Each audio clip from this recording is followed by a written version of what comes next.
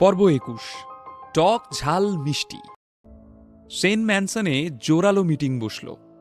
নবীন সেন ভাবছিল অপমানের পর রায়চৌধুরীদের সাথে বাওয়াল করবে, কিন্তু ওকে কেউ ঢুকতে দেয়নি ভেতরে। তাই জরুরি তলবে আজকের এই মিটিং। তবে আজকের মিটিংয়ে আদ্রিতা বা চিত্রাকে ডাকা হয়নি। সবাই বুঝল আবারও কোনো গণ্ডগোল পেকেছে। কল্যাণী কোনো ভনিতা না করে সরাসরি বললেন, আজও নবীনের সাথে দেখা করেনি রায়চৌধুরী ইন্ডাস্ট্রিজের সিইও। শুধু তাই নয়, নতুন সিইও আমাদেরকে জানিয়েছেন যে তাদের সাথে চুক্তি বজায় রাখতে হলে আমরা যেন শুধুমাত্র আদ্রিতাকেই পাঠাই। ও না গেলে কন্ট্রাক্ট ব্রেক হয়ে যাবে। সবার মুখ থমথমে। আর নবীনকে দেখে তো মনে হচ্ছে এখনই বুঝি উনি ফেটে পড়বেন। কল্যাণী আবারও বললেন, তাহলে এখন আমাদের কি করণীয়? আদ্রিতাকে কি পাঠানো উচিত? টেবিলের উল্টো দিকে বসেছিল কল্যাণীর এক নাতি। সে বিরক্ত হয়ে বলে উঠল, ঠাম্মা, আমাদের সেন ফ্যামিলিতে তো আরও অনেকেই রয়েছে যারা যোগ্য। তাহলে শুধুমাত্র আদ্রিতা কেন? রায়চৌধুরী ইন্ডাস্ট্রিজের সিইও সেন এন্টারপ্রাইজের সঙ্গে চুক্তি করেছেন, আদ্রিতার সঙ্গে তো চুক্তি করেননি। তাহলে আদ্রিতাকে এই প্রেফারেন্স দেওয়ার মানেটা কি? আরেকজন নাতিও বেশ বিরক্ত হয়ে বলল, আরে বাবা, আদ্রিতার তো নিজের কোম্পানিটাও ঠিক মতন চলে না। এক গাদা ধার করে বসে রয়েছে। আদ্রিতা বিজনেসের কোন ম্যাজিক জানে যা আমরা জানি না? আদ্রিতার এক কাকিমা বেশ জমিয়ে সবাইকে বলল, তোরা বুঝতে পারছিস না কি ম্যাজিক? আমাদের সিইও একজন তরুণ অবিবাহিত পুরুষ, আর আমাদের আদ্রিতা সুন্দরী যুবতী। সবসময় কি শুধুমাত্র যোগ্যতা দিয়েই উপরে ওঠা যায়? হয়তো নতুন সিইওর আদ্রিতার ব্যাপারে অন্য কোনো পার্সোনাল ইন্টারেস্ট রয়েছে। বিরক্ত হয়ে কল্যাণী ভ্রু কুঁচকালেন। আসলে কল্যাণী আদ্রিতাকে পছন্দ নিজের বড় ছেলের প্রতি তার ছিল অগাধ ভালোবাসা।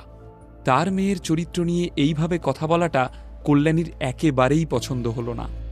আদ্রিতাকে কেন পছন্দ সেটা প্রশ্ন নয়। প্রশ্ন হচ্ছে এরপর আমাদের পরবর্তী পদক্ষেপ কি হবে সেই ব্যাপারে মন দাও। অযথা কিটিপাটির গসিপ এখানে না করলেই ভালো, কল্যাণী বললেন। নবীন কাকা এতক্ষণ নিজের রাগ দমিয়ে রেখে চুপ করে বসেছিলেন। এবার আর সহ্য করতে না পেরে চিৎকার করে উঠলেন, এত অপমান মেনে নেওয়া যায় না মা। তুমি ওদের সঙ্গে চুক্তি বাতিল করে দাও। রায়চৌধুরীরা যতই ক্ষমতাবান হোক না কেন, তার মানে এই নয় যে ওনারা আমাকে বারবার অপমান করবে আর আমি তা সহ্য করে যাব। কল্যাণী চাপা ধমকের সুরে বললেন, নবীন, এত উত্তেজিত হয়েও না। তুমি তো যথেষ্ট বুদ্ধিমান। তুমি জানো না এই মুহূর্তে কন্ট্রাক্ট ব্রেক করলে কি হবে? আমরা যদি চুক্তি ভাঙি, তার মানে আমাদেরকে একটা মোটা অঙ্কের পেনাল্টি ভরতে হবে। সেই ক্ষমতা সেন এন্টারপ্রাইজের নেই। কল্যাণী সেনের ধমক খেয়ে পরিবেশটা বেশ শান্ত হয়ে গেল। তারপর বেশ অনেকক্ষণ ধরে সবার মধ্যে এই বিষয়টা নিয়েই আলোচনা চলল। আসলে সবার ভিতরেই একটা হিংসে কাজ করছিল। রায়চৌধুরী ইন্ডাস্ট্রিজের মতন এত বড় একটা কোম্পানির সিইও আদ্রিতাকে গুরুত্ব দিচ্ছে, এটা কেউ মেনে নিতে পারছিল না। তাই অবশেষে অনেক ভেবে কল্যাণী ঠিক করলেন তার ছোট নাতনি পল্লবী যাবে নতুন সিইওর সঙ্গে কথা বলতে। পল্লবীর এখনো বিয়েও হয়নি। ব্যবসার ব্যাপারে সে সাংঘাতিক দক্ষ তেমনটা নয়, তবুও তাকে পাঠানোর পিছনে কল্যাণীর একটা সূক্ষ্ম অভিপ্রায় রয়েছে। নতুন সিইওর যদি সত্যি আদ্রিতার উপর অন্য কোনো রকম ইন্টারেস্ট থেকে থাকে, তাহলে কল্যাণী চান সেটাকেই কাজে লাগাতে। আদ্রিতা বিবাহিত, কিন্তু পল্লবীর এখনো বিয়ে হয়নি। যদি এবার পল্লবীকে সিইওর ভালো লাগে এবং ওরা দুজন যদি কোনো সম্পর্কে জড়ায়, তাহলে তো কেল্লা ফতে। সুদূর ভবিষ্যতে পল্লবী আর এই নতুন সিইওর বিয়ে হলে সেন এন্টারপ্রাইজও উচ্চতার শিখরে পৌঁছতে পারবে। এদিকে নীল অফিস থেকে আজ তাড়াতাড়ি ফিরে এলো। মাথাটা ভারী হয়ে আছে। স্নান সেরে নিজের জন্য সামান্য ম্যাগি বানালো সে। তারপর খেয়ে ঘুমিয়ে পড়ল নীল। একটানা ঘুম দিলে ওর শরীর ঝরঝরে হয়ে যাবে। সন্ধ্যের মুখে ফিরল আদ্রিতা। নীলের তখন সবে সবে ঘুম ভেঙেছে। নীল আড়মোড়া ভেঙে দেখল আদ্রিতা ভ্রু কুঁচকে তার দিকেই তাকিয়ে রয়েছে। কি ব্যাপার, কাল রাত্রিরে তুমি কোথায় ছিলে? ভ্রু কুঁচকে আদ্রিতা জিজ্ঞেস করল নীলকে। আদ্রিতার মনে এখন অজস্র প্রশ্ন। আগের দিন সেগুলো করবে ভেবেছিল, কিন্তু নীল বাড়ি না ফেরায় প্রশ্নগুলো করতে পারেনি। নীলের মনে হলো আদ্রিতার গলায় অভিমান রয়েছে। সে একটু হেসে বলল, আর বলো না, অনেকদিন পর পুরনো বন্ধুর সঙ্গে দেখা হয়ে গেল, তাই গল্প করতে করতে কখন যে এত রাত হয়ে গেল বুঝতেই পারলাম না, তাই অত রাতে ওখানেই থেকে গেলাম। আদ্রিতা আর চোখে নীলের দিকে তাকিয়ে বলল, ও তাই? তা তুমি তোমার কোন পুরনো বন্ধুর সাথে ছিলে? কুশল? একদম ঠিক ধরেছ, মাথা নেড়ে বলল নীল। ভিতরে ভিতরে ভীষণ অবাক হয়ে যাচ্ছিল আদ্রিতা। এভাবে আগে কখনো বাইরে রাত কাটায়নি নীল। আর ওই কুশলের সাথেও কি এমন বন্ধুত্ব? কি কাহিনী আছে এর পিছনে? আদ্রিতা বাঁকা সুরে বলল, তার মানে তুমি বলতে চাইছো কুশল বাবুর সঙ্গে কাল রাতে আড্ডা দিতে গিয়ে বাড়ি ফিরতে পারোনি তুমি? তোমার মনে হয় কথাটা বিশ্বাসযোগ্য? আমি জানি না কুশল বাবুর সঙ্গে তোমার কিভাবে আলাপ হয়েছে বা কিভাবে তোমাদের পরিচয়, কিন্তু কাল রাতে কুশলবাবু তোমাকে নিজের বাড়িতে নিয়ে গিয়ে আদর আপ্যায়ন করেছেন, এসব ফালতু কথায় আমার বিশ্বাস হয় না। বিশ্বাসে মিলায় বস্তু, তর্কে বহুদূর বলেই হো হো করে হাসতে শুরু করল নীল। আদ্রিতার ভীষণ রাগ হচ্ছিল। তারপর নীল জিজ্ঞেস করল, যাই হোক, তুমি কি ঠাম্মির ওখানে গিয়েছিলে?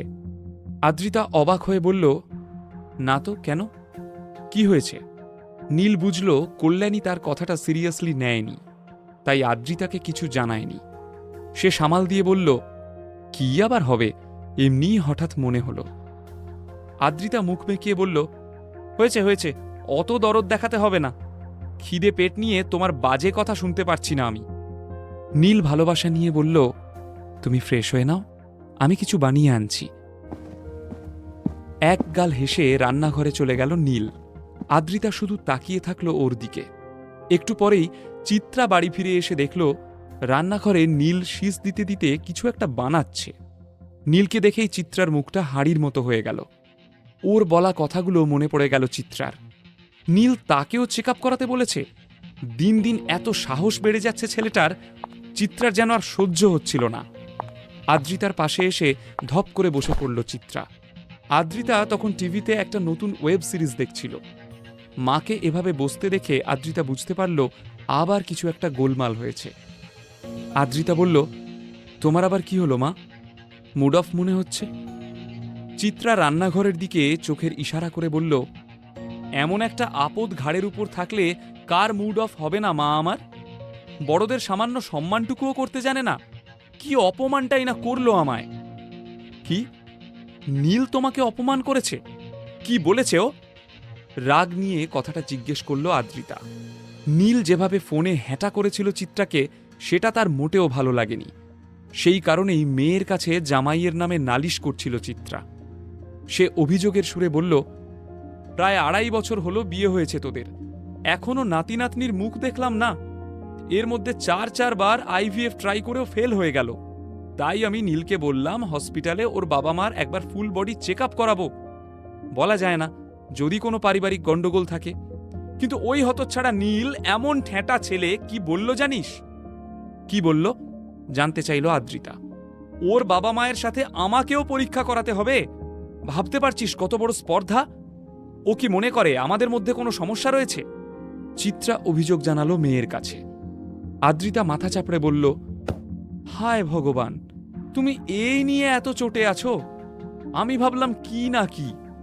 আচ্ছা মা, তুমি এরকম নাতি নাতনি করে খেপে উঠলে কেন বলো তো? আমি এখনই ফ্যামিলি প্ল্যানিং এর ব্যাপারে ভাবছি না। ট্রাই করেছিলাম, হয়নি, ঠিক আছে, পরে দেখা যাবে আবার। এখন আমি আমার কোম্পানিটার দিকে বেশি মন দিতে চাই। সবে মাত্র আমি আমার কোম্পানির ফিনান্সিয়াল ক্রাইসিস কাটিয়ে উঠেছি, এখনো অনেক কাজ বাকি। বাচ্চা হলে আমি কি সেইভাবে ছোটাছুটি করতে পারবো বলো? সো প্লিজ মা, তুমি আর এখন বাচ্চা বাচ্চা করে আমার মাথা খারাপ করো না। যেই মেয়ের কাছে জামাইয়ের নিন্দা করতে এসেছিল চিত্রা, সেই মেয়েই এখন উল্টো কথা বলছে।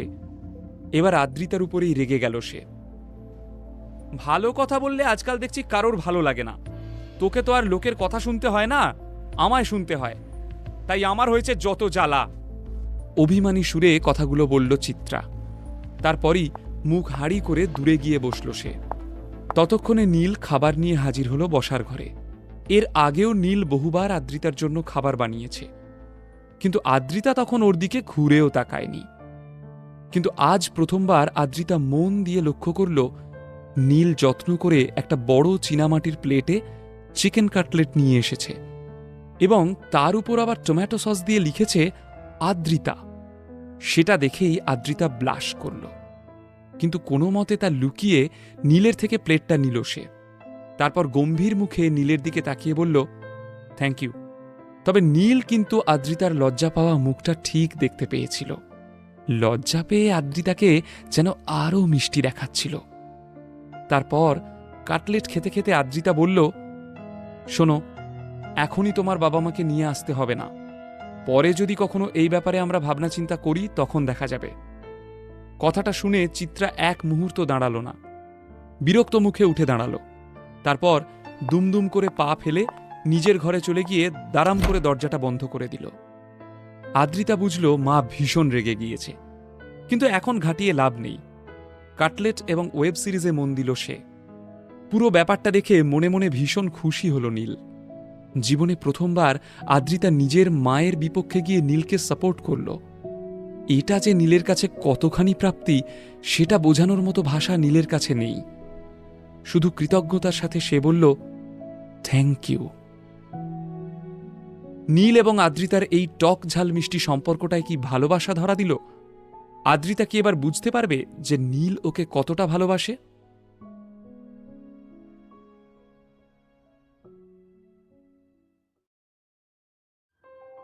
পর্ব 22, প্রেমের কাহিনী। মধ্যবিত্ত বাঙালি আমি, চাই না কোনো রাজপ্রাসাদ। তোমার কোলে মাথা রেখে যেন ফেলতে পারি শেষ নিঃশ্বাস। আদ্রিতার দিকে তাকিয়ে মেঝেতে শুয়ে মনে মনে নিজের বানানো কবিতা আওড়াচ্ছিল নীল। আদ্রিতা স্নান সেরে বিছানায় এসে শুয়েছে। ঘাড় উঁচু করে বিছানায় শুয়ে থাকা আদ্রিতাকে দেখছিল নীল। এমন আনমনে যখন আদ্রিতা শুয়ে থাকে তখন ওকে ভীষণ অপূর্ব দেখায়। নীল এভাবে প্রায়ই দেখে আদ্রিতাকে। একটু পরেই আদ্রিতা খেয়াল করল নীল তার দিকেই তাকিয়ে রয়েছে। ভ্রু কুঁচকে আদ্রিতা জিজ্ঞেস করল, কি হলো, ওভাবে উঁকি মারছ কেন? নীল প্রথমে থতমত খেয়ে গেল। নিজের বউকে এ জগতে কে না ভয় পায়। তারপর নিজেকে সামলে নিয়ে সে বলল, একটা কথা বলবো আদ্রিতা, তোমার ঠাম্মা যদি তোমাকে রয়চৌধুরী ইন্ডাস্ট্রিতে ফের যাওয়ার কথা বলে তুমি কিন্তু কিছুতেই একবারে রাজি হয়ে যেও না। দেখো, তোমারও তো একটা সেলফ রেসপেক্ট আছে। একবার তোমাকে ওরা অপমান করেছে, সেটা এত সহজে কিন্তু তুমি মেনে নিও না। অবাক হয়ে নীলকে দেখল আদ্রিতা। তারপর বিরক্ত হয়ে বলল, তোমার কি মাথা খারাপ হয়ে গেছে? সেদিন পার্টিতে তো তুমি শুনলে ঠাম্মা পুরো দায়িত্বটাই নবীন কাকার হাতে তুলে দিয়েছে। আমাকে সেখানে দায়িত্ব দেওয়ার কোনো প্রশ্নই ওঠে না। এসব ভুলভাল চিন্তাভাবনা তোমার মাথায় আসে কোত্থেকে বলো তো? নিজে তো ব্যবসার কিছু বোঝো না, আবার এসেছে আমাকে জ্ঞান দিতে। আসলে আদ্রিতা এই প্রসঙ্গটাকে এড়িয়ে যেতেই চাইছিল। যতবার তার মনে পড়ছিল যে তার কৃতিত্বকে অস্বীকার করে নবীন কাকার হাতে সমস্ত দায়িত্ব তুলে দিয়েছে ঠাম্মা, ততবারই ভিতরে ভিতরে সে জ্বলে মরছিল। তাই এই প্রসঙ্গটা ভুলে থাকতে চাইছিল সে, কিন্তু বারবার ওই কথাগুলো মনে করিয়ে দিচ্ছিল নীল। তাই নীলের উপরই গিয়ে পড়ছিল আদ্রিতার রাগটা। তবে নীল রাগ করল না। ও বুঝতে পারল আদ্রিতার মনের অবস্থা, কিন্তু নীল যেটা বলছে সেটা করাই আদ্রিতার জন্য শ্রেয়। তাই জোর দিয়ে বলল, যে কথাটা বললাম সেটা মাথায় রেখো। এই বলেই পাশ ফিরে শুয়ে ঘুমিয়ে পড়ল নীল। আদ্রিতার কিন্তু অনেকক্ষণ ঘুম এলো না। নীলের এই অদ্ভুত কথা, তার সাথে ঠাম্মার পক্ষপাতিত্ব, সব মিলে একটা অস্বস্তিকর অনুভূতি নিয়ে সারা রাত ছটফট করল আদ্রিতা। পরের দিন সকালে আদ্রিতা অফিস বেরিয়ে যাওয়ার পর নীল তৈরি হয়ে বেরিয়ে পড়ল নিজের কাজে। সিইওর পদে যোগ দেওয়ার পর থেকে দিনগুলো বেশ ভালোই কাটছিল নীলের। এই পদে যোগ দেওয়ার পর থেকে তার সারা দিনের কাজ হলো কিছু গুরুত্বপূর্ণ সিদ্ধান্ত নেওয়া আর সই করা। বাকিটা সময় বেশ নিশ্চিন্তে চেয়ারে গা এলিয়ে আর চায়ের কাপে চুমুক দিয়েই কেটে যায় তার। নীলের সেক্রেটারি নন্দিতা এতই কাজের যে নীলকে বিশেষ পরিশ্রম করতেই হয় না। নন্দিতা নিজের বুদ্ধিতেই বুঝে বুঝে ঠিক কাজগুলো করে ফেলে। শুধু মাঝে মাঝে পারমিশন নিতে আসে নীলের কাছে। আজও নিজের চেয়ারে হেলান দিয়ে চা খেতে খেতে বড় কাঁচের জানলা দিয়ে বাইরেটা দেখছিল নীল। তখনই কেবিনের দরজায় নক করে ভেতরে প্রবেশ করল নন্দিতা। স্যার, সেন এন্টারপ্রাইজের তরফ থেকে একজন রিপ্রেজেন্টেটিভ এসেছেন, আপনার সঙ্গে কথা বলতে চান। নন্দিতা বলল নীলকে। মনে উৎসাহ নিয়ে নীলও জিজ্ঞেস করল, কে, আদ্রিতা? না স্যার, পল্লবী সেন এসেছেন। আমি ওনাকে ওয়েটিং লাউঞ্জে বসিয়ে রেখে এসেছি। ঘাড় নেড়ে কথাগুলো বলল নন্দিতা। মুখটা গম্ভীর হয়ে গেল নীলের। বিড়বিড় করে বলল, এই কল্যাণী সেনের কি কথা কানে ঢোকে না? কালকে স্পষ্ট করে বলে দিলাম, আমি আদ্রিতা ছাড়া অন্য কারোর সঙ্গে সেন এন্টারপ্রাইজের ডিলের ব্যাপারে কথা বলবো না। তারপরেও এই পল্লবীকে পাঠানোর কি মানে? বিরক্তিকর একদম। নন্দিতা বুদ্ধিমতী, নীলের অবস্থা বুঝে জিজ্ঞেস করল, আমি কি এনাকেও সেম কথা বলবো যা নবীন সেনকে বলেছিলাম? নীল নন্দিতার দিকে তাকিয়ে হাসি মুখে সম্মতি জানালো। বাস, নন্দিতাও বুঝে গিয়ে বেরিয়ে গেল কেবিন থেকে। পল্লবী সেন বাড়ির মধ্যে বেশ আদরের, তাকে দেখতেও খুব সুন্দর। আদ্রিতা থেকেও তার চেহারায় আকর্ষণ অনেক বেশি। আজ অবধি বহু ছেলে তার প্রেমে পড়েছে। অনেকেই আছে যারা তাকে শুধু একবার দেখার জন্য চোখ পেতে থাকে। এই পল্লবী বহু পুরুষকে প্রত্যাখ্যান করেছে, কিন্তু নিজে কখনো কারোর কাছ থেকে প্রত্যাখ্যান পায়নি।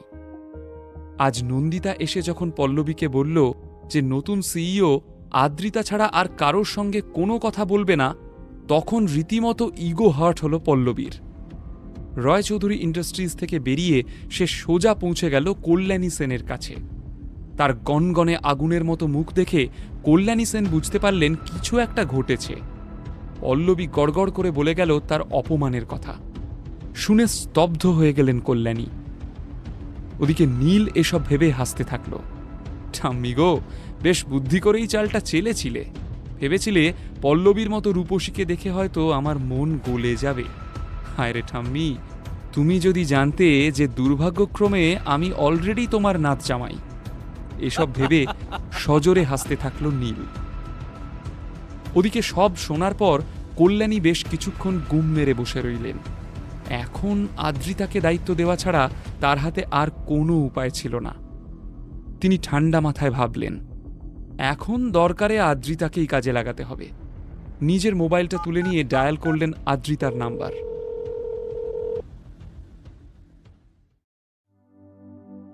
আদ্রিতার চিত্রা সেই সময় শপিং করছিল, আর কয়েকদিনের মধ্যেই কানাডা থেকে আদ্রিতার মামা আসবে।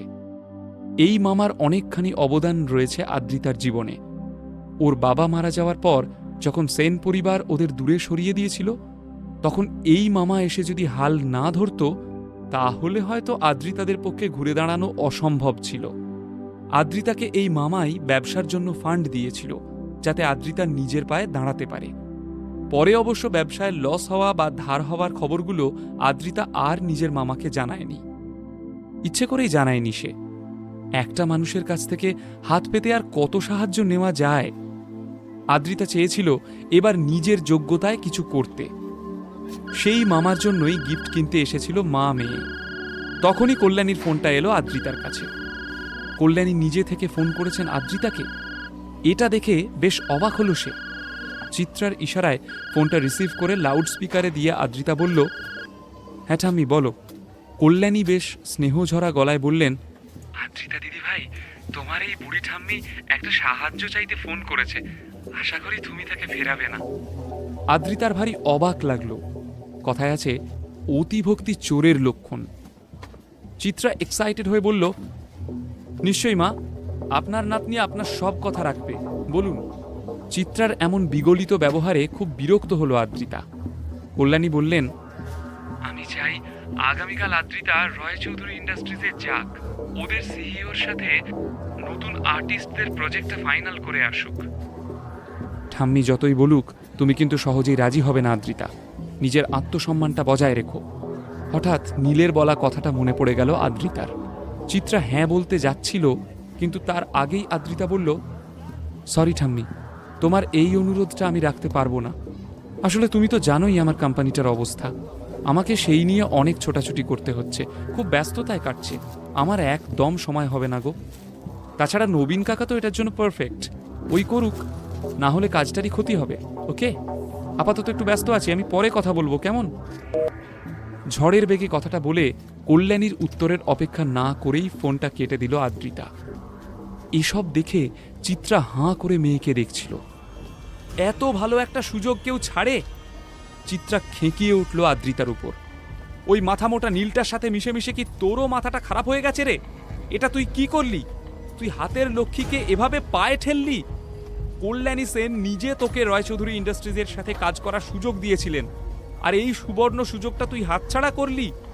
শোনো মা, আমি কি রাস্তার কুকুর যে একবার ডাকলেই লেজ নাড়তে নাড়তে হাজিরা দিতে ছুটে যাব? আমি পারবো না মা, আমারও একটা আত্মসম্মান আছে। চিত্রা মেয়ের এমন রূপ দেখে অবাক হয়ে গেল। আদ্রিতা যেন নীলের বলা কথাগুলোই চিত্রাকে শোনালো। ওর নিজেরও ভেবে অবাক লাগলো যে নীলের দেখানো রাস্তাতেই হাঁটছে সে। তার কারণ যাই হোক না কেন, আদ্রিতার বেশ ভালো লাগলো। চিত্রা এখনো শপিং করছিল। আদ্রিতা বাইরে এসে ফাঁকা জায়গায় বসে নীলকে একটা মেসেজ লিখল। আজ ঠাম্মা ফোন করে আমাকে রয়চৌধুরী ইন্ডাস্ট্রিজে যেতে বলেছিল ব্যবসার ব্যাপারে কথা বলার জন্য। আমি না বলে দিয়েছি। বলো এখন কি করব? নীল অফিসের কয়েকটা জরুরি কাজ সেরে ফাইলগুলো গুছিয়ে রাখল। আজ কুশল ফোন করে বলেছিল দুজনে একসঙ্গে লাঞ্চ করবে। ওর সাথে দেখা করতে যাবে বলেই বের হতে যাচ্ছিল নীল। ঠিক তখনই মোবাইলে আদ্রিতার মেসেজ ঢুকল। মেসেজটা খুলে পড়তে পড়তে ঠোঁটের কোণে হাসি খেলে গেল নীলের। সময়ের চাকা ঘুরছিল। আদ্রিতা আর 5টা স্ত্রীর মতোই নীলের পরামর্শ নেওয়া শুরু করেছিল। নীলের পক্ষ নিয়ে কথা বলছিল সে। নীলের মনে হলো খুব তাড়াতাড়ি আদ্রিতা এবার নীলকে নিজের হৃদয়ে জায়গা করে দেবে। আদ্রিতাও নীলকে ততটাই ভালোবাসবে যতটা নীল তাকে ভালোবাসে। এক রাশ ভালো লাগা নিয়ে নীল নিজের নতুন ইলেকট্রিক স্কুটারে রওনা হলো লাঞ্চের জন্য। মেসেজ আসার শব্দ শুনেই আদ্রিতা ফোনটা নিয়ে দেখল। নীল মেসেজ করেছে। ছোট্ট মেসেজ, কথার বাহুল্য নেই, কিন্তু তবুও ওই মেসেজটুকু পড়ে আদ্রিতার মনে যেন অনেকখানি শান্তি হল। নীল লিখেছে, অপেক্ষা করো, ওনার তোমাকে প্রয়োজন, উনি তোমায় আবার কল করবেন। তোমার যতক্ষণ না কোনো লাভ হচ্ছে রাজি হবে না। নিজের মনেই একটু চমকালো আদ্রিতা। ও কি নীলকে ভরসা করতে শুরু করেছে? রেস্টুরেন্টে ঢুকেই নীল দেখল কুশল আগে থেকেই এলাহি লাঞ্চের অর্ডার দিয়ে রেখেছে। টেবিল জোড়া খাবার। নীল চেয়ারে বসতে বসতে বলল, তুই কি আমাকে রাক্ষস মনে করিস? এত খাবারের অর্ডার দিয়েছিস কেন? দাঁড়া, আরও আছে।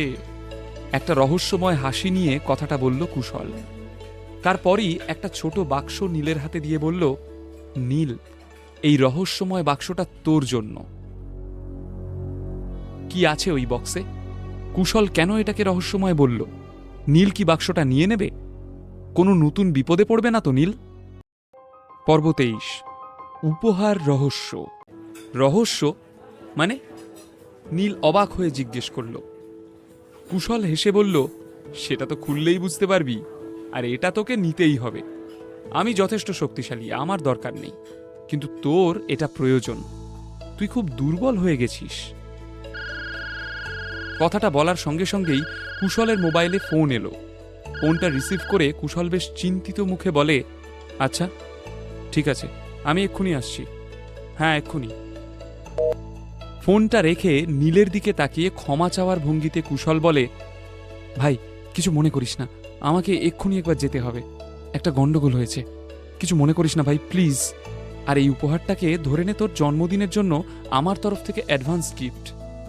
নীল নিজেও একটা কোম্পানির সিইও। কাজের গুরুত্বটা সে খুব ভালোই বোঝে, তাই কুশলকে আর আটকালো না। হ্যাঁ হ্যাঁ, তুই চাপ নিস না, লাঞ্চ হয়ে যাবে আবার, তুই কাজটা সামলা। কুশল বেরিয়ে যেতেই নীল খানিকক্ষণ ভাবল উপহারটা নিয়ে। তারপর খাবারে মনোনিবেশ করল। লাঞ্চ শেষ করে আর অফিস ফেরার প্রয়োজন ছিল না। প্রায় সব কাজ মিটিয়েই নীল এসেছিল, তাই এখান থেকেই সে বাড়ি ফিরে গেল। নীল বাড়ি ফিরে পোশাক বদলে নিল। তারপর নিজের বিছানায় বসে বাক্সটা খুলতেই নীল বুঝল একটা অদ্ভুত মাদকতা ভরা গন্ধ ছড়িয়ে পড়েছে বাতাসে। নীল ভালো করে দেখল, বক্সে একটা ক্যাপসুলের মতো জিনিস। কালো রঙের ক্যাপসুলটা থেকেই এই সুগন্ধটা আসছে। নীল মনে মনে ভাবল, এটা কি কোনো ওষুধ? কিসের ওষুধ এটা? কুশল বলেছিল এটা নাকি বলবর্ধক। কি হবে এটা খেলে? আচ্ছা, এটা কি শিলাজিতের মতো কিছু? কুশল তো কিছু জানে না আমার আর আদ্রিতার সম্পর্ক নিয়ে। তাহলে শুধু শুধু কেন দিল এটা? ভালোভাবে ওষুধটাকে নিরীক্ষণ করল নীল। সে দেখল খানিকটা জড়িবুটি টাইপের কিছু আছে এতে। ওষুধটার গন্ধটা কেমন যেন টানছে নীলকে। কুশল দিয়েছে মানে এতে ক্ষতিকারক কিছু হওয়ার সম্ভাবনা নেই। কিন্তু কুশল যদি নিজেই ঠকে গিয়ে থাকে? বারবার দোনামোনা করেও ওষুধটা নিজের মুখে দিয়ে জল খেতে যাবে নীল, কিন্তু তার আগেই ওষুধটা মুখে গলে গেল। গলা দিয়ে যে নেমে যাচ্ছে সেটা খুব ভালোভাবে অনুভব করতে পারল নীল। খাওয়ার সঙ্গে সঙ্গেই নীলের মনে হলো হয়তো সে ভুল করল, কিন্তু ততক্ষণে অনেকটা দেরি হয়ে গেছে। হঠাৎ নীল নিজের পেটে একটা অসহ্য যন্ত্রণা বোধ করল। যন্ত্রণায় কুঁকড়ে যাচ্ছিল নীল। অনেক চেষ্টা করল বমি তুলে ওষুধটা বের করে দিতে, কিন্তু পারল না। চোখের সামনেটা কেমন যেন অন্ধকার হয়ে যাচ্ছিল তার। মেঝেতে পড়ে গিয়ে জ্ঞান হারালো নীল। নীলের যখন জ্ঞান ফিরল তখন সন্ধে হয়ে গেছে। একটা তীব্র দুর্গন্ধ নাকে এসে ঝাপটা মারছিল তার। কোনো রকমে উঠে বসার চেষ্টা করল নীল। উঠে বসেই বুঝতে পারল এই দুর্গন্ধটা তার শরীর থেকেই বের হচ্ছিল। তার সারা গায়ে হলুদ চ্যাটচ্যাটে একটা পদার্থ লেগে রয়েছে, সেটা থেকেই এমন তীব্র দুর্গন্ধ বেরোচ্ছে। নীল কোনো রকমে ছুটে বাথরুমে গেল। দীর্ঘক্ষণ ধরে নিজেকে পরিষ্কার করল সে। তারপর বিছানাটা পরিষ্কার করে সে জামা কাপড় বদলে নিল। নীল দেখল হলুদ চ্যাটচ্যাটে পদার্থটা তখনও দুর্গন্ধ ছড়াচ্ছে। তখনই কলিং বেলের আওয়াজ শুনতে পেল নীল। আদ্রিতা আর চিত্রা ফিরে এসেছে। দ্রুত পায়ে গিয়ে দরজা খুলল নীল। প্রচুর শপিং করে ক্লান্ত চিত্রা আর আদ্রিতা। নীল তাড়াতাড়ি ওদের হাত থেকে জিনিসপত্রগুলো নিয়ে নিল। চিত্রা এবং আদ্রিতার মতে নীল তো বেকার, সারাদিন বাড়িতে থাকে, অফিসে যাওয়ার ব্যাপারটা তো এরা কেউই জানে না। ক্লান্ত চিত্রা তাই জিজ্ঞেস করল, রান্নাবান্না সব করে রেখেছ তো নীল? নীল একটু ইতস্তত করে বলল, আসলে আজকে আমি রান্না করতে পারিনি, আমার একটু কাজ ছিল। বিরক্ত স্বরে চিত্রা বলল, বোঝো কাণ্ড, সারাদিন তো বাড়িতে বসে খেয়ে ঘুমিয়ে কাটিয়ে দাও, তোমার আবার এত কি কাজ যে রান্নাটুকু করে রাখতে পারোনি? কিছুদিন যাবৎ দেখছি তোমার বড্ড বাড় বেড়েছে। অপ্রস্তুত নীল গলা খাঁকড়ে বলল, আচ্ছা, আজকে যদি আমরা বাইরে ডিনার করে নিই, প্রবলেম হবে? রাগত স্বরে চিত্রা বলল, হ্যাঁ হ্যাঁ, এইসব নবাবই তো এখন করতে হবে। একটা কাজও তো ঠিক করে করতে পারো না, এবার তার সাথে পয়সা ধ্বংস করাটাও যোগ হলো। অবস্থা বুঝে আদুরে গলায় আদ্রিতা বলল, ও মা, রাগ করছো কেন? অনেক দিন তো সত্যি বাইরে খেতে যাওয়া হয় না। আমিও অনেকদিন ধরে ভাবছিলাম, চলো না মা, বেশ মজা হবে। কথাটা বলতে বলতে নীলের জামায় আলতো টান দেয় আদ্রিতা। চোখের ইশারায় ঘরে আসতে বলে ওকে। নীলের মনে তো তখন আনন্দের বন্যা বইছে। আদ্রিতা ওর মায়ের সামনে আবারও নীলকেই সাপোর্ট করছে, ইশারা করে ঘরে ডাকছে। উফ, এ যেন স্বপ্নের মতো। তুমি কি শুরু করেছো বলো তো নীল? এমন করে সবসময় কাজে ফাঁকি দিলে কিন্তু চলবে না। আমরা ক্লান্ত হয়ে বাড়ি ফেরার পর যদি খাবারটুকুও না পাই তাহলে কেমন লাগে বলো তো? আজকে সামলে নিয়েছি, রোজ রোজ কিন্তু পারবো না, এক নিঃশ্বাসে বলল আদ্রিতা। সব শুনে নীল দীর্ঘশ্বাস ফেলে মাথা নাড়ল। নীল ভেবেছিল আদ্রিতা হয়তো দুটো মিষ্টি কথা বলবে, কিন্তু সে যে গুছিয়ে বকুনি দেওয়ার জন্য ঘরে ডেকে নিয়ে এসেছিল এটা নীল বুঝতে পারেনি। যাকগে, পত্নীর ইচ্ছায় কর্ম। শোনো, পরশুদিন কিন্তু ঠাম্মির জন্মদিন, আমাদের নিমন্ত্রণ রয়েছে। তোমাকে একটা দায়িত্ব দিচ্ছি, ঠাম্মার জন্য একটা খুব ভালো উপহার তোমাকে কিনতে হবে। এমন উপহার কিনবে না যাতে আমার আবার অসম্মান হয়। খুব বেছে বেছে একটা উপহার কিনবে, বুঝেছ? বেশ গম্ভীরভাবেই কথাগুলো বলল আদ্রিতা। কল্যাণী সেনের জন্মদিনের কথা তো সকলেরই মনে ছিল, কিন্তু কারোরই খেয়াল ছিল না সেম ডেটে আরও একজন জন্মেছে। সেদিন আসলে নীলেরও জন্মদিন। অবশ্য কোনো বছরই যে সেটা কারো মনে থাকে তেমন নয়। কল্যাণীর জন্মদিনের উদযাপনটাকে নীল মনে মনে ভাবে তার জন্মদিনের উদযাপন, আর সেটা ভেবেই ও খুশি হয়ে যায়। এবারেও তার ব্যতিক্রম হয়নি। কল্যাণী সেনের জন্মদিন উদযাপন করার জন্য কলকাতার নামী হোটেল সিটি ভিউয়ের ব্যাঙ্কোয়েট হল বুক করা হয়েছিল। চিত্রা আর আদ্রিতা সময় মতো পৌঁছে গেলেও নীলের তখনও দেখা নেই। গত দুদিন ধরে আদ্রিতা বেশ কয়েকবার নীলকে জিজ্ঞেস করেছে কল্যাণীর গিফটের ব্যাপারে, কিন্তু প্রতিবারই নীল বলেছে দেখবে এমন জিনিস কিনবো যে ঠাম্মির তাক লেগে যাবে। কিন্তু কি কিনছে সেটা কোনোবারই জানায়নি নীল। আজ তাই সেই ব্যাপারটা নিয়ে আদ্রিতা একটু চিন্তিত ছিল। ঠোঁট কামড়ে ভাবছিল নীলের ওপর এতটা ভরসা করা কি ঠিক হলো? তার চেয়ে বোধহয় আমিই গিফটটা কিনলে ভালো হতো। কিন্তু নীল গেলটা কোথায়? কি এটা? হ্যাঁ, এটা দেখে তো ফলের এক্সপোর্ট বক্স মনে হচ্ছে। নীলের হাতে একটা কাঠের সাদামাটা বক্স দেখে ঠোঁট কামড়ে জিজ্ঞেস করল আদ্রিতা। সবে মাত্র নীল এসে পৌঁছেছে, কিন্তু কিছু বলার আগেই আদ্রিতার হুঙ্কারে চমকে গেল নীল। আদ্রিতা ভীষণ রেগে গিয়েছে। নীলের বোকামো দেখে নিজেকেই একটা চড় মারতে ইচ্ছে করছিল আদ্রিতার। এবার এতগুলো দামি দামি গিফটের ভিড়ে এই সস্তার গিফটটা কল্যাণী সেন দেখবেন, আর অমনি আদ্রিতাকে সবার সামনে হাসির খোরাক হতে হবে। কথাটা ভাবতেই পার্টিতে যাওয়ার ইচ্ছেটাই চলে গেল আদ্রিতার। তোমার কি কোনো কালেই কোনো বুদ্ধি হবে না? কি নিয়ে এসেছো তুমি এটা? হে ভগবান, আবার মানুষের কথা শুনতে হবে। অ্যাটলিস্ট একটা গিফট র্যাপার দিয়ে র্যাপ করে তো নিয়ে আসতে। ধ্যাত! চিত্রা বিরক্ত হয়ে কথাগুলো বলল নীলকে। নীল বুঝিয়ে বলল, শুধু শুধু রাগ করে কি লাভ? বাক্সের ভিতরে যেটা আছে সেটা দেখলে যে কেউ বলে দেবে যে এই উপহারটা ঠাম্মির কতটা পছন্দ হবে। থাক, আমার দেখে কাজ নেই। চিত্রা আবারও চাপা ধমকের সুরে কথাটা বলল। আদ্রিতা বিরক্ত হয়ে বলল, উফ, তোমরা দুজন থামবে এবার? এটা নিয়ে আর কোনো হাঙ্গামা করো না। যেখানে সবার গিফট রাখা হবে কায়দা করে সেটা নিচে রেখে দিও, যাতে কেউ বুঝতে না পারে ওটা কে দিয়েছে। তাতে অন্তত আমাদের মানটা বাঁচবে। আর কি করার আছে? একবার বউ বলেছে তো সেটাই করতে হবে। হতাশ হয়ে কাঁধ ঝাঁকালো নীল। একটু পরেই কল্যাণী সেন পার্টিতে এসে উপস্থিত হলেন। সবাই তাকে অভিনন্দিত করল। বড় লোকেদের পার্টির একটা বৈশিষ্ট্য হলো এখানে উপহার দেওয়ার সময় সকলে যতটা না আন্তরিকভাবে উপহার দেয়, তার থেকে অনেক বেশি অপরে কি উপহার দিল তা নিয়ে মাথা ঘামায়। আজও তার ব্যতিক্রম হলো না। এদের মধ্যে পল্লবী যে উপহারটা দিল সেটা ছিল নজর কাড়া, একটা হীরের পেন্ডেন্ট। কল্যাণী তো ভীষণ খুশি। মুখে চওড়া হাসি নিয়ে তিনি বললেন, আমার এই ছোট নাতনি নিজেই হীরের টুকরো। তবে দুঃখের কথা, ওকে তো আর আমি বেশি দিন আমার কাছে আটকে রাখতে পারবো না। বিয়ে হলে সেই তো পরের ঘরে পাঠিয়ে দিতে হবে, আর এই বুড়ি ঠাম্মা তখন একা হয়ে যাবে। ঠাম্মার কথা শুনে লাজুক হাসি হেসে পল্লবী বলল, না না ঠাম্মি, আমি তোমায় ছেড়ে কোথাও যাব না। নীল যদিও হীরেটাকে দূর থেকে দেখেছিল, তবুও বলল, সত্যি পেন্ডেন্টটা খুবই সুন্দর দেখতে। গর্বিত স্বরে পল্লবী বলল, হ্যাঁ, 1 কোটি দিয়ে কিনেছি, সুন্দর তো হবেই। নীল ভালো করে দেখে জিজ্ঞেস করল, তুমি শিওর এটার দাম 1 কোটি?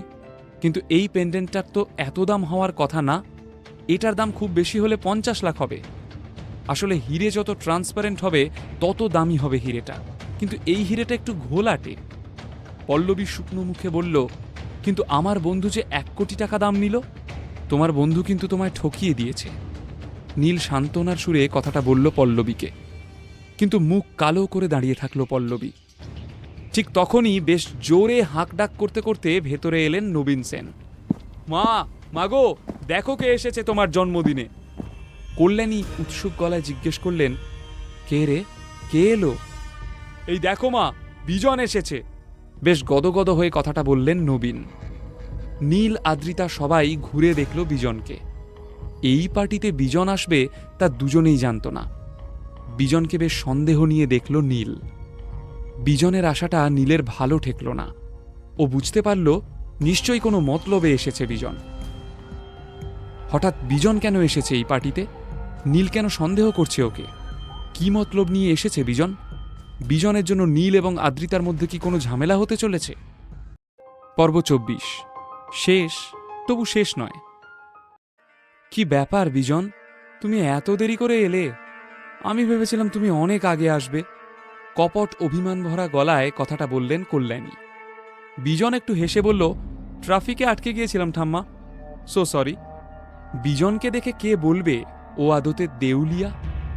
সুন্দর পরিপাটি চুল আঁচড়ানো, তার সঙ্গে ঝকমকে পোশাক আশাক, হাতে সুন্দর র্যাপারে মোড়া একটা গিফট, সেটা কল্যাণীর হাতে তুলে দিয়ে বিজন বলল, শুভ জন্মদিন ঠাম্মা। বিজনের কাছে যেটুকু টাকা বেঁচেছিল আজ তার সবটুকু দিয়ে সে নিজে সাজগোজ করেছে এবং এই উপহারটা কিনেছে।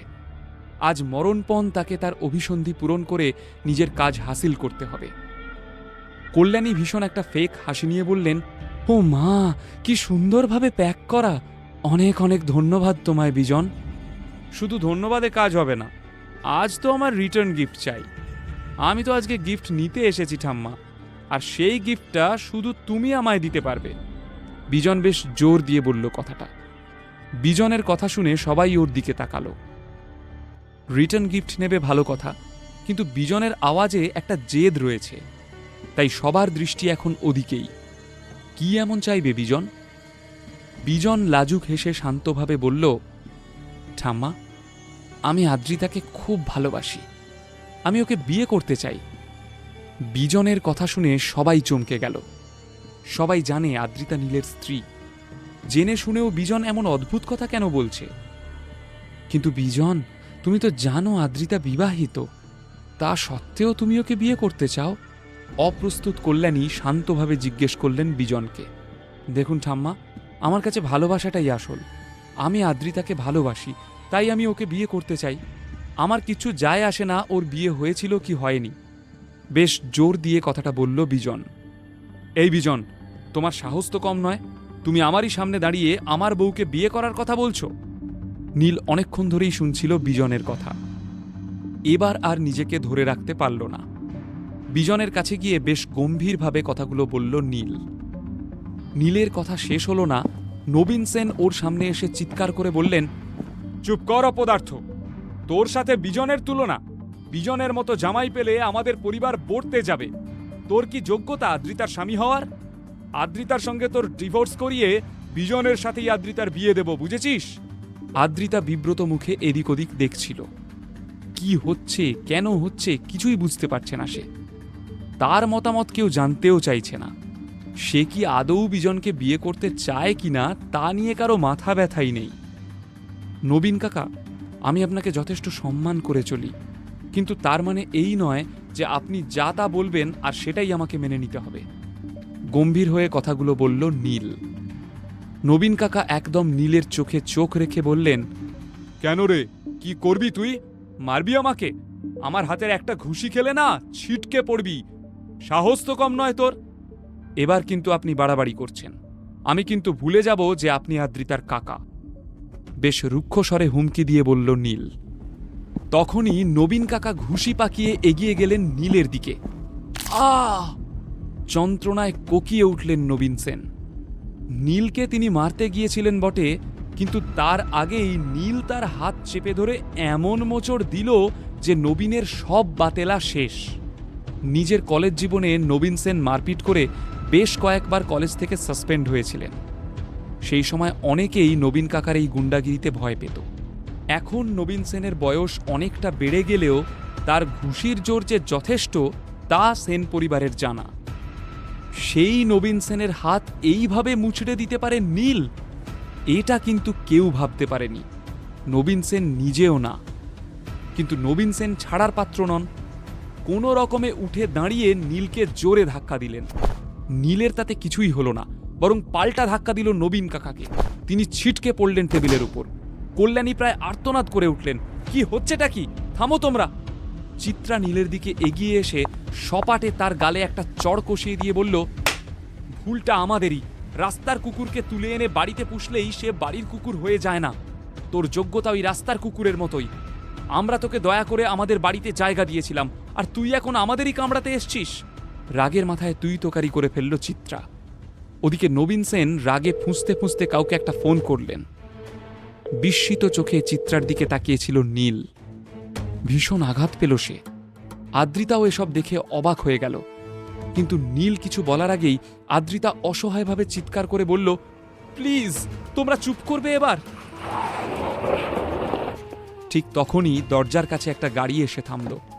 গাড়ি থেকে বেশ 4-5 জন সন্ডা মার্কা লোক নেমে এলো। নবীন তাদের দিকে এগিয়ে গেলেন। তারপর নীলকে দেখিয়ে বললেন, তুমি এসে গেছো আক্তার আলী। এই ছেলেটা আমাকে মেরেছে। ওর হাড় গোড় তুমি এক্ষুনি গুঁড়ো করে দাও। আক্তার আলী যে একজন কুখ্যাত গুন্ডা তা কারও অজানা নয়। লোকটার মায়া মমতা বলে কিছু নেই। আক্তার আলী একসময় দিল্লিতে একটা ঝামেলায় ফেঁসে গিয়েছিল। নবীন সেই সময় এই আক্তার আলীকে দিল্লি থেকে পালিয়ে আসতে সাহায্য করেছিল। তারপর থেকে প্রতি মাসে মোটা অঙ্কের টাকা সে দেয় আক্তার আলীকে, এবং সেও নবীন সেনের কথা মতো কাজ করে। নবীনের কথা শুনে দশাশই চেহারার আক্তার এগিয়ে যায় নীলের দিকে। তারপর নীলের কলার চেপে ধরে বলল, নবীন স্যারকে মারবি তুই? হ্যাঁ, নবীন স্যারকে মারবি? খুব মাতব্বর হয়েছিস, হ্যাঁ? খুব চর্বি জমেছে। চল, আজ তোর চর্বি ঝরিয়ে দিচ্ছি, আয়। এসব দেখে আদ্রিতা ভয়ে চিৎকার করে বলল, নীল, তুমি পালাও, প্লিজ চলে যাও তুমি। এই আক্তার না হলে তোমায় মেরে ফেলবে। প্লিজ নীল, কথা শোনো। আদ্রিতা নীলের কাছে ছুটে আসতেই যাচ্ছিল, কিন্তু তার আগেই বিজন আদ্রিতার হাত চেপে ধরে ওকে আটকে দেয়। আদ্রিতা তীক্ষ্ণ দৃষ্টিতে দেখল বিজনকে। বিজন, আমার হাত ছাড়ো। আদ্রিতা, আমি তোমায় ভালোবাসি। নীল একটা ভিখিরি, ওকে ভুলে যাও। বিজন আর্জি জানালো।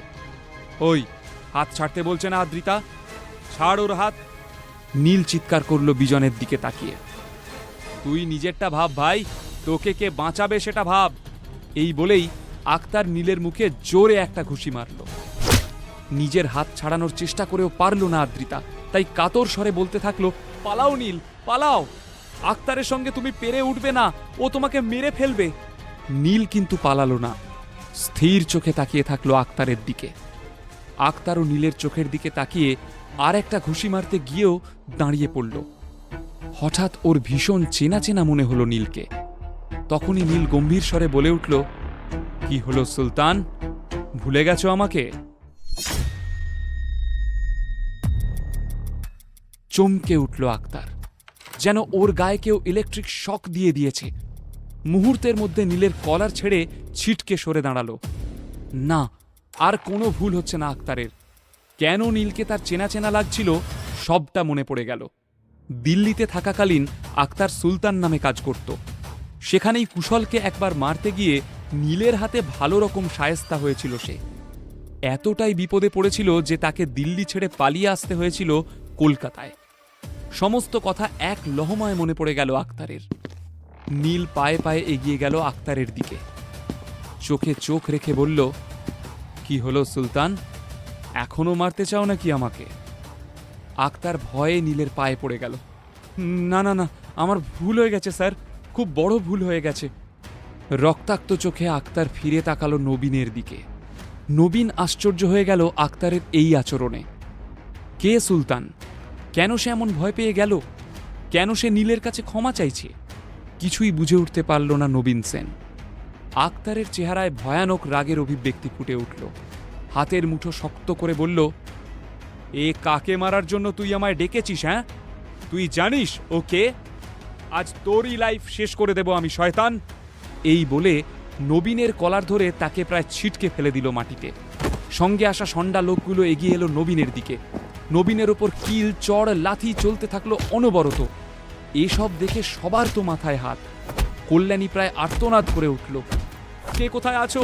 কেউ আমার নবীনকে বাঁচাও, দয়া করো, ওরা ওকে মেরে ফেলবে। নীল চেঁচিয়ে উঠে বলল, দাঁড়াও সুলতান, আর নয়। আক্তার যেন কলের পুতুল। নীলের নির্দেশ পেয়ে থমকে দাঁড়ালো। নীলের ঠোঁটের পাশে সামান্য কেটে গিয়েছিল। নিজের আঙুলে সেই রক্তটা মুছে নিয়ে সেন পরিবারের দিকে ফিরে তাকালো নীল। সবাই স্তব্ধ, ভীত চোখে তাকিয়ে রয়েছে নীলের দিকে। বিজনও ভয় পেয়ে আদ্রিতার হাতটা ছেড়ে দিল। একে একে সেন পরিবারের সবার সামনে গিয়ে দাঁড়ালো নীল। আজ সবাই নিজের সীমা পার করে ফেলেছে। ভীষণ কষ্ট এবং রাগ নিয়ে নীল সবাইকে ঘুরে ঘুরে বলতে থাকলো, অপদার্থ, ভিখিরি, ওয়ার্থলেস, রাস্তার কুকুর, আপনারা না জানি কত কিছু বলেছেন আমাকে, কিন্তু আমি আপনাদের কখনো কিছু বলিনি। তবে আর না, আমি আর আপনাদের অপমান সহ্য করব না। আমি চলে যাচ্ছি এই বাড়ি ছেড়ে। তবে আপনারা আমাকে তাড়িয়ে দিয়েছেন বলে নয়, আমি নিজে আমার জীবন থেকে আপনাদের ছেঁটে ফেললাম।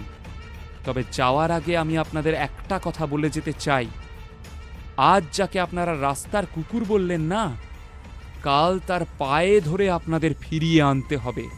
আমি চ্যালেঞ্জ করছি মিসেস কল্যাণী সেনকে, উনি পায়ে ধরে ক্ষমা চেয়ে যেদিন আমায় ফিরিয়ে আনবেন, আমি সেদিন ফিরব। হ্যাঁ, এই ভিখারি নীল রায়চৌধুরীকে পায়ে ধরে রাজার মতো ফিরিয়ে আনতে হবে সেন পরিবারকে, কথাটা মনে রাখবেন। সেন পরিবার স্তব্ধ হয়ে দেখছিল নীলকে। কারো মুখে কোনো কথা নেই।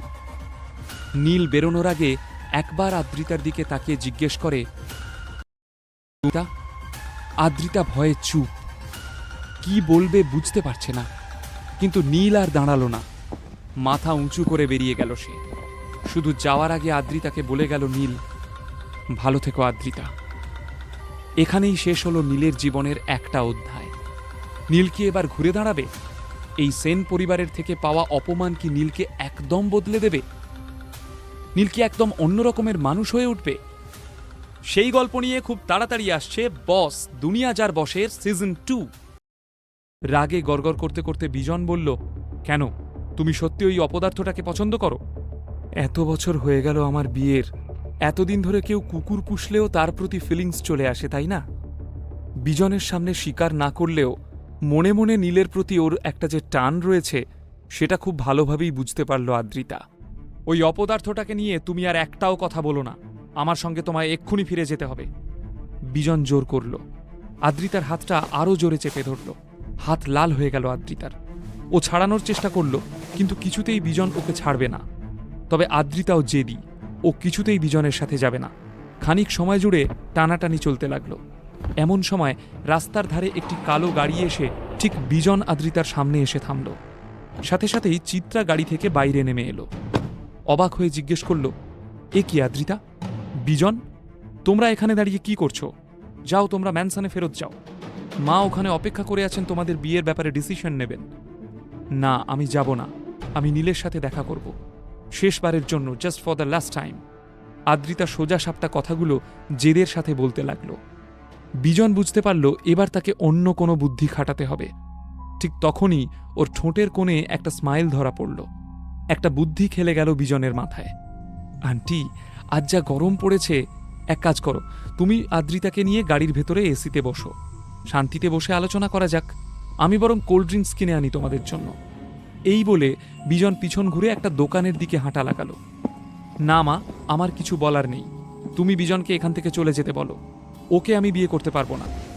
বিজনের অনুপস্থিতিতে আদ্রিতা ওর মাকে নিজের মনের কথাগুলো শেয়ার করল। কিন্তু চিত্রা নিজেও চায় আদ্রিতা যেন বিজনকেই বিয়ে করে। তাই নরম গলায় চিত্রা বলল, লক্ষ্মী সোনা মেয়ে আমার, তুই আরেকটু ভাব, জীবনে এরকম সুযোগ বারবার আসে না রে বোকা। এই বলে চিত্রা আদ্রিতার হাত ধরে নিজের গাড়িতে গিয়ে উঠল। ওদিকে বিজনের মলিন মনে চলছিল অন্য জটিল হিসেব। ওর পকেটে ও একটা ওষুধ ক্যারি করছিল, অজ্ঞান করে দেওয়ার ওষুধ, যেটা সহজে জলে মিশে যায়, দেখেও কেউ আন্দাজ করতে পারে না। বিজন 2 বোতল কোল্ড ড্রিঙ্কস কিনল এবং তারপর তাতে ওষুধগুলো মিশিয়ে দিল। বিজনকে 2 হাতে কোল্ড ড্রিঙ্কস কিনে আনতে দেখে চিত্রা ওর মেয়েকে বলল, আদ্রিতা দেখ একবার ছেলেটাকে, কতটা সেন্সিবল। আজ এত গরম, তোর কষ্ট হচ্ছে বলে ও কোল্ড ড্রিঙ্কস কিনে আনছে। ও তোর কত খেয়াল রাখে। আজ অবধি নীল তোকে একবার জিজ্ঞেস পর্যন্ত করেনি তোর কি লাগবে। বিজন বোতল দুটো বাড়িয়ে দিতে দিতে বলল, আন্টি, আদ্রিতা, নাও খাও, আর ঠান্ডা মাথায় ভাবো কি করবে। বোতল নিয়ে চুমুক দিতে শুরু করলো মা মেয়ে। বিজনও কপালে জমতে থাকা বিন্দু বিন্দু ঘাম মুছতে শুরু করল। আজ সত্যিই বড্ড গরম পড়েছে কলকাতায়, বৃষ্টিই হচ্ছে না। চিত্রা আর আদ্রিতা দুজনেই ঢকঢক করে 8 বোতলের বেশি শেষ করে ফেলল। আদ্রিতা শোনো, জেদ করো না, তুমি এখনই ম্যানসনে ফিরে যাবে, আর ঠাম্মার কথা মতো বিজনকেই বিয়ে করবে। আমি মনস্থির করে নিয়েছি, ওসব নীলফিলকে ভুলে যাও এখন। এই বলে চিত্রা গাড়ির চাবিটা বন্ধ করে বিজনের হাতে দিয়ে দিল। কিন্তু মা, আমি শেষবার। আদ্রিতার কথাগুলো ক্রমশ জড়িয়ে যেতে শুরু করল। ওর একটা অন্যরকম ফিল হলো, মাথাটা কেমন যেন ভারী হয়ে গেল। চোখ ভারী হয়ে বুজে আসতে চাইল আদ্রিতার।